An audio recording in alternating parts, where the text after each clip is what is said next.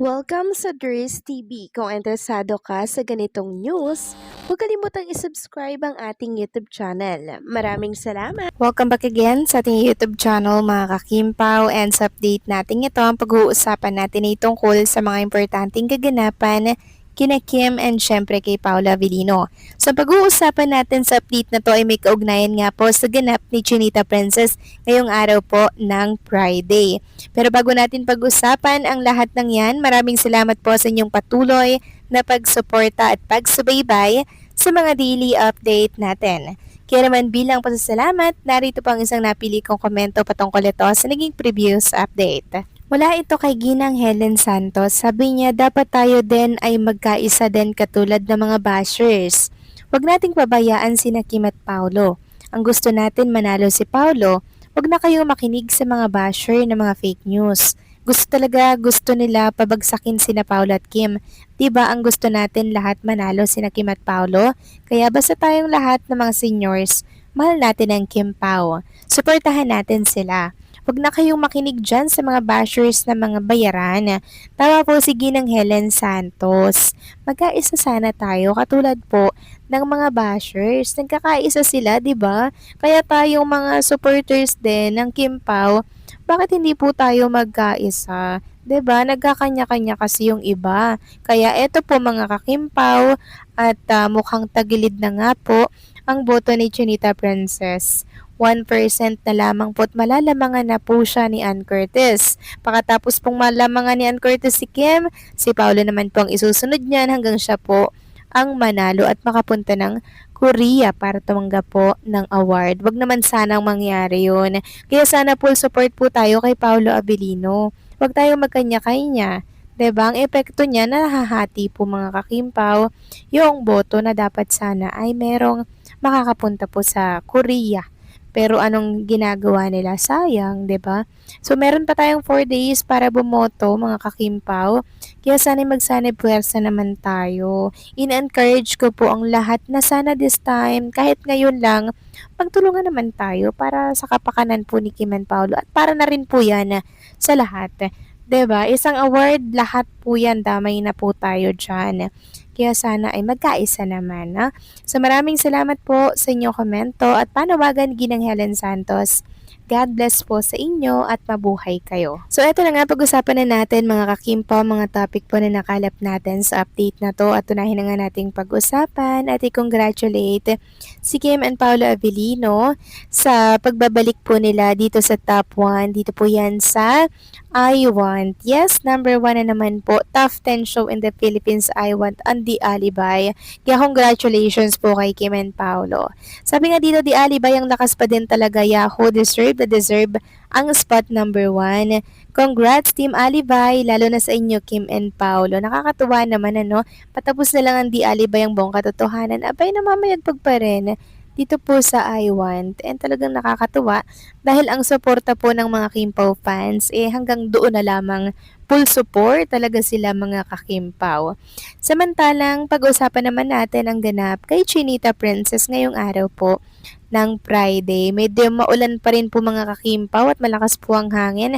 Sana po okay lamang po itong si Chinita Princess kasi kanina po nasa NAIA Terminal 2 International Departures na sina Ate Hides at malamang ay kasama po dito si Chinita Princess. So papunta po ng Zamboanga para po bukas yan sa opening ng kanyang panibagong House of Little Bunny pop-up store sa Zamboanga mga kakimpaw.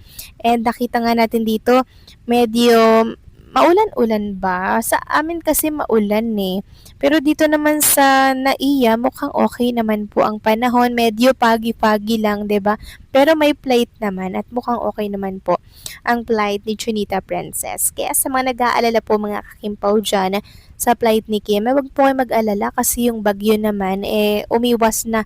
Hindi na po yan maglalandfall pero may mga pag-ulan at panaka-naka pong talagang bugso ng ulan sa iba't ibang bahagi po ng ating bansa. May kalakasan din po ito.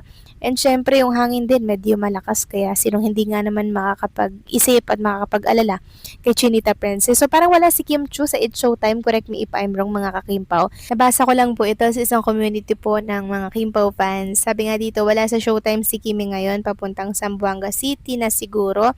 Have a safe flight, Kim. So ayan, have a safe flight kay Chinita Princess.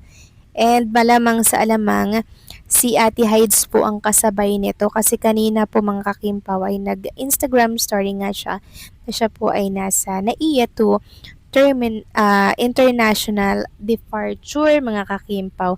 So sana wag naman silang ma-delay, 'di ba? Pero kung 'yun ang ikakabuti for safety nila, okay lang din naman. Pero kung wala namang rason, 'di ba, bakit naman sila i-delay mga kakimpaw, 'di ba?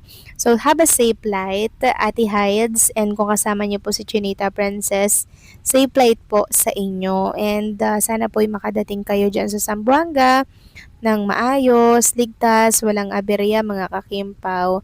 And ipag-pray din po natin itong kanilang flight mga kakimpaw no, sa mga oras na ito.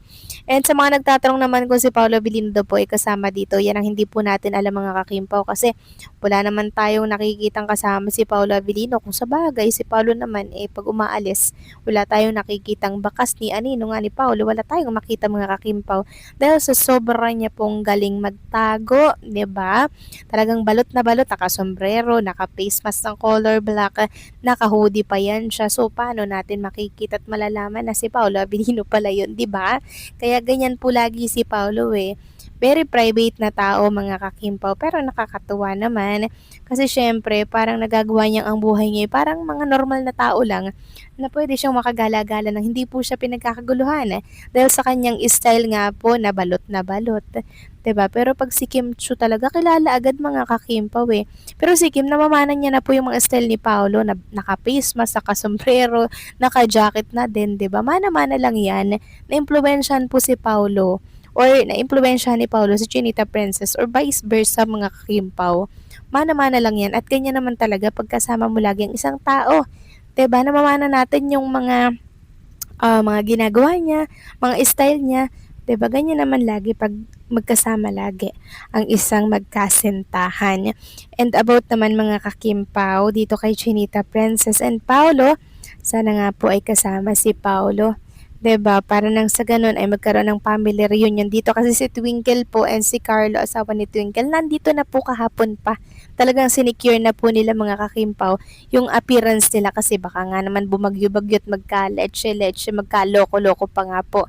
'Di ba? Yung biyahe at least hindi naman po na-postpone yung opening ng House of Little Bunny. At ngayon, si Kim Chu naman, okay naman po ang flight nila. Hindi naman na-postpone, hindi naman cancel flight kasi okay naman po ang panahon. Ulan-ulan lang. Pero pray pa rin natin si Chinita Princess sa kanyang pagpunta doon at sa pagbalik niya po dito sa Manila mga kakimpaw, okay? So have a safe flight, Chinita Princess, Paolo or Ate Hides kung kasama man po si Paolo. So paano mga kakimpaw, hanggang dito na lamang po ang update natin at maraming salamat sa patuloy po na pagsuporta.